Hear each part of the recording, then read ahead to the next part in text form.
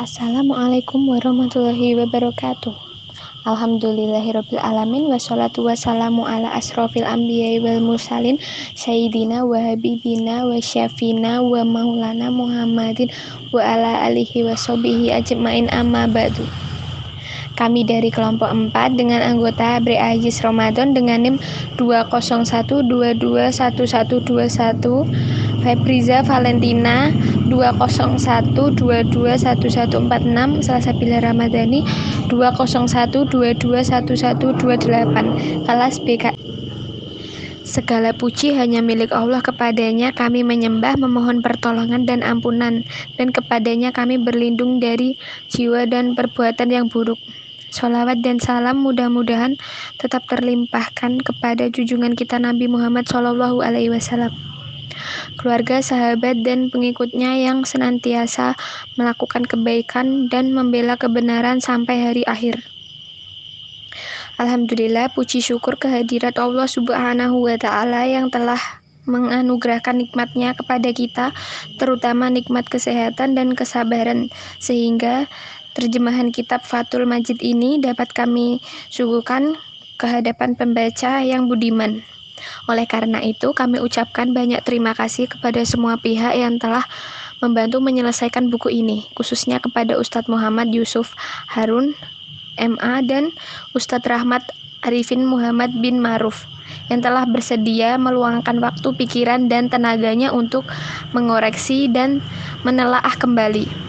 Semoga Allah membalas amal kebaikan mereka dengan pahala yang berlipat.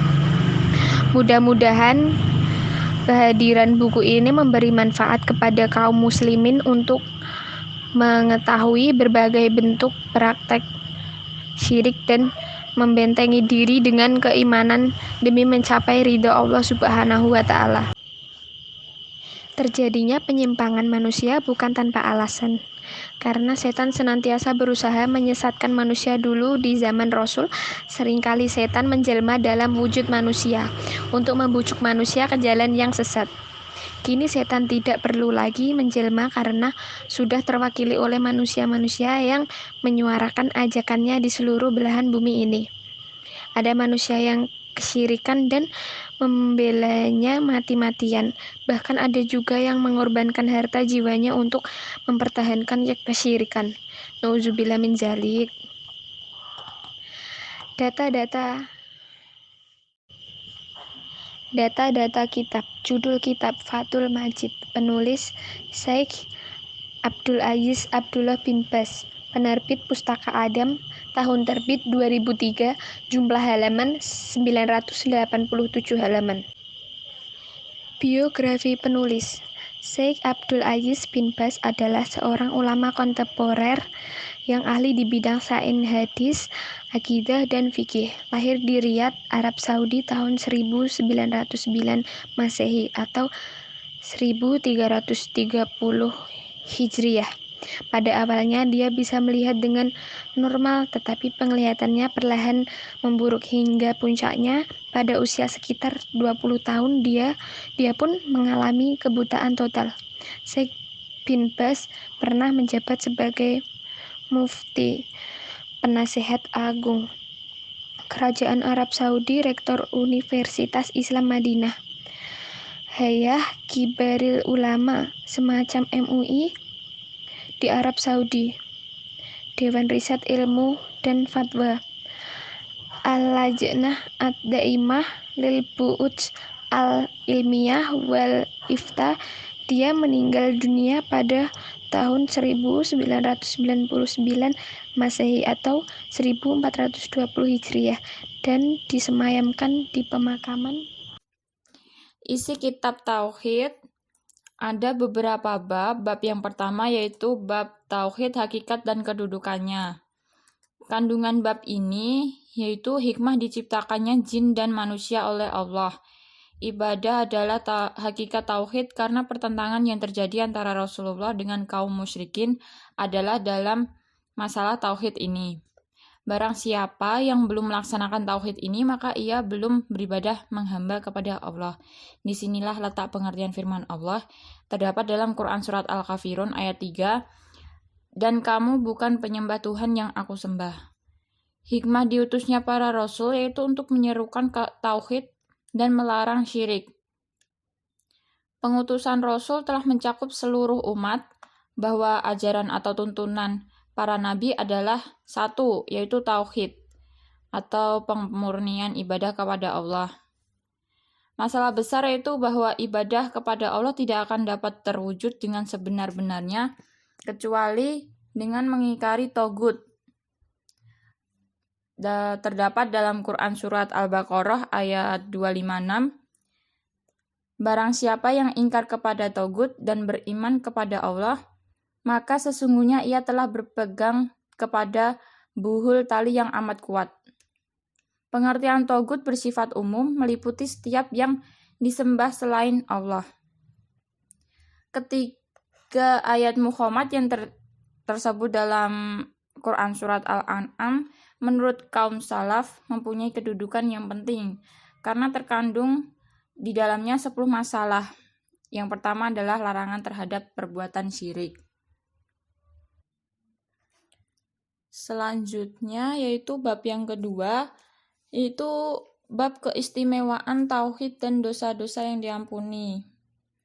Kandungan dalam bab ini yaitu luasnya karunia Allah, banyaknya pahala tauhid di sisi Allah, tauhid menghapuskan dosa-dosa, tafsiran ayat dalam Quran Surat Al-An'am.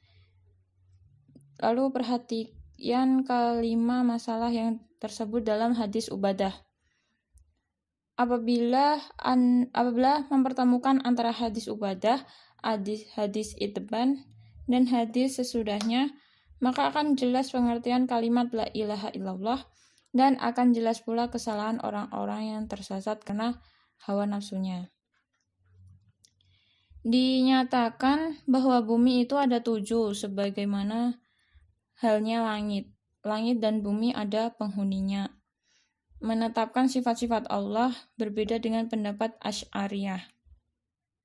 Apabila memahami hadis Anas radhiyallahu anhu, Anda harus tahu bahwa sabda Rasulullah dalam hadis Itban maksudnya ialah dengan tidak melakukan perbuatan syirik sedikit pun, bukan sekedar mengucapkan kalimat tauhid dengan lisan saja. Perpaduan sebutan sebagai hamba Allah dan Rasul-Nya dalam pribadi Nabi Isa dan Nabi Muhammad mengetahui keistimewaan Nabi Isa sebagai kalimat Allah.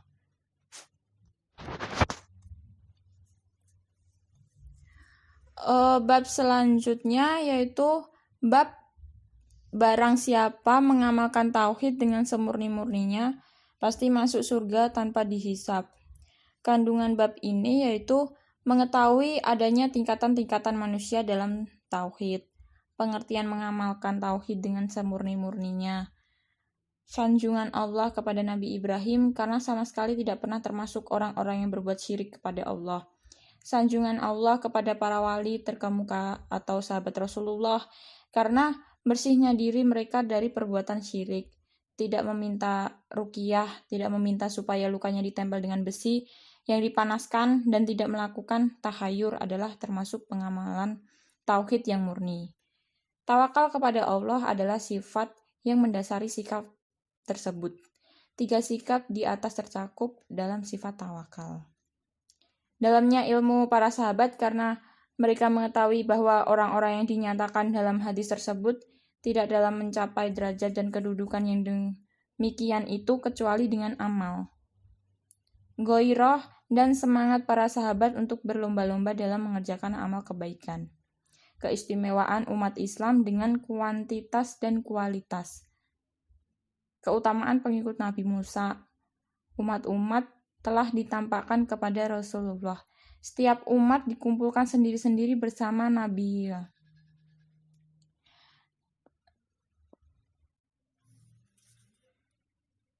Selanjutnya yaitu bab yang ketiga, yaitu bab takut kepada syirik. Itu bab.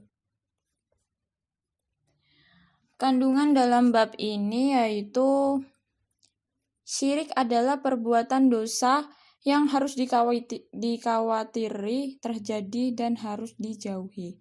Riya termasuk perbuatan syirik. Riya termasuk syirik kecil. Syirik kecil ini adalah perbuatan dosa yang paling dikhawatirkan terjangkitnya pada orang-orang soleh. Surga dan neraka adalah dekat. Dekatnya surga dan neraka telah sama-sama disebutkan dalam satu hadis.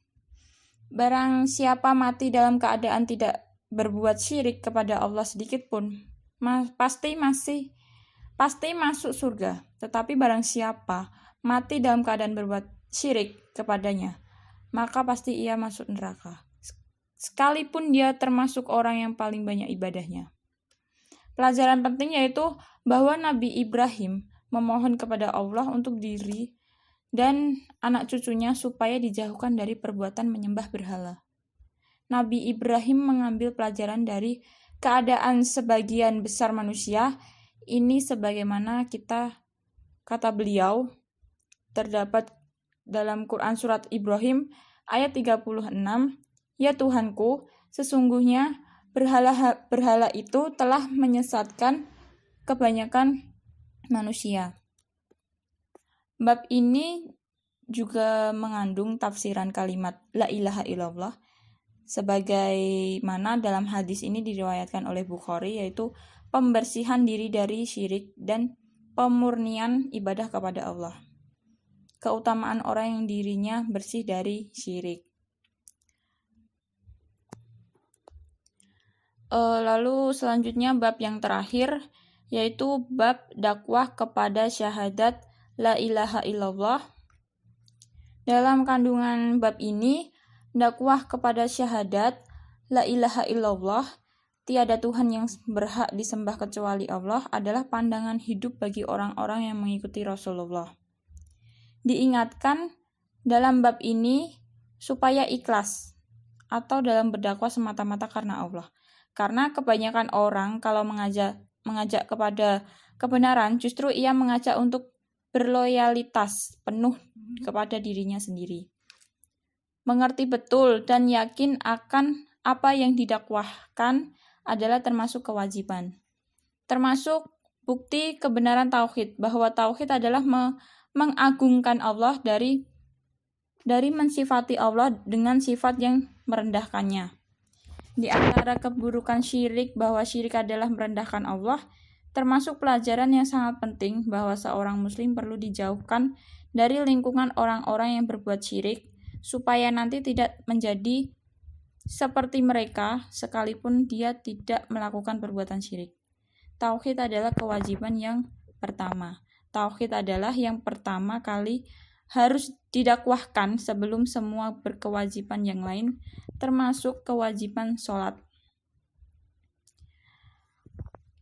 Orang yang berilmu supaya menjelaskan sesuatu yang masih diragukan oleh orang yang sedang belajar, berkenaan dengan zakat, dilarang untuk mengambil harta pilihan termahal harganya.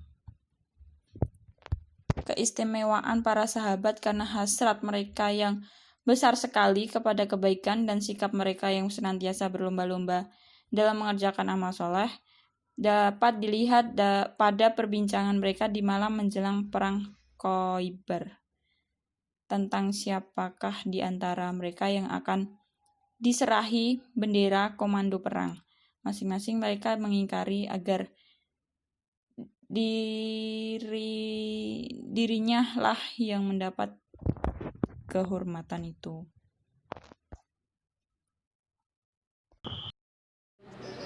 Kelebihan dari kitab ini ialah mempelajari tentang tauhid kepada Allah Subhanahu wa taala. Kitab Fathul Majid ini bercerita tentang cara agar tidak terjerumus dalam kesyirikan atau kesesatan. Kekurangan dari kitab ini. Kitab Fathul Majid ini terlalu fokus terhadap permasalahan kesyirikan dunia. Kitab ini terlalu banyak bab dan halaman. Para pembaca kurang bisa mengoptimalkan membaca kitab tersebut. Kesimpulan. Dari kitab di atas dapat disimpulkan bahwa kitab Fathul Majid ini mengajarkan tentang ketauhidan kepada Allah Subhanahu wa taala dan memberi tujuan kepada pembaca agar selalu menjauh dari kesyirikan. Dalam kitab tersebut juga memberikan tata cara bertauhid dengan benar. Sekian, terima kasih dari kami kelompok 4. Wassalamualaikum warahmatullahi wabarakatuh.